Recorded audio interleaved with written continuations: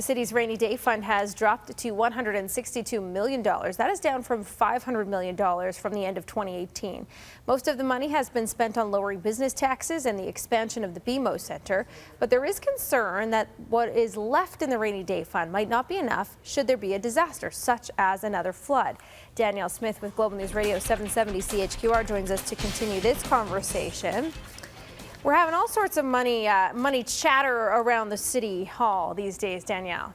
I think the way they manage their surplus funds is a little bit hinky. And so I'm going to talk with Marcel Latouche today, who has been warning about this since I first started talking to him back in the 90s when I was writing editorials for the Calgary Herald. Part of what happens with the way the city manages their budget is that they underestimate what the revenues are going to be. They overestimate what their expenditures are going to be. And then at the end of the year, they've got this surprise amount of money that's left over.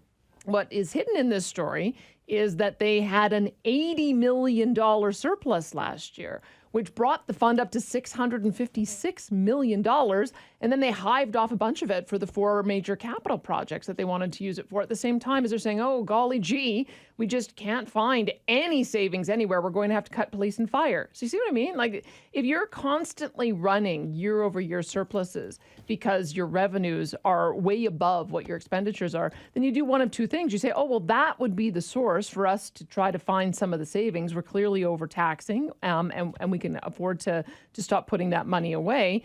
Or you use the fund for its intended purpose. It grew to $656 million because it was supposed to be a stabilization fund for when you saw a dramatic and unexpected decrease in property tax revenue. It wasn't meant to, let's see how much we can get away with shoving into this fund and then hive it off because we've got little goodies that we want to spend money on, like an entertainment district and the BMO Centre and Arts Commons and a field house, which is exactly what they're doing. And then meanwhile, they're still crying poverty. So we're going to talk this through with Marcel Latouche today, see if there can be a rational policy. I don't dispute that there should be some kind of surplus fund, but it should always have some kind of limit. Once you get to a certain limit, then if there is additional money that comes in, return it to taxpayers. That should be the policy, rather than trying to save it up until you can get away with using it on the pet projects. Should be a good conversation for sure. Thanks, Danielle.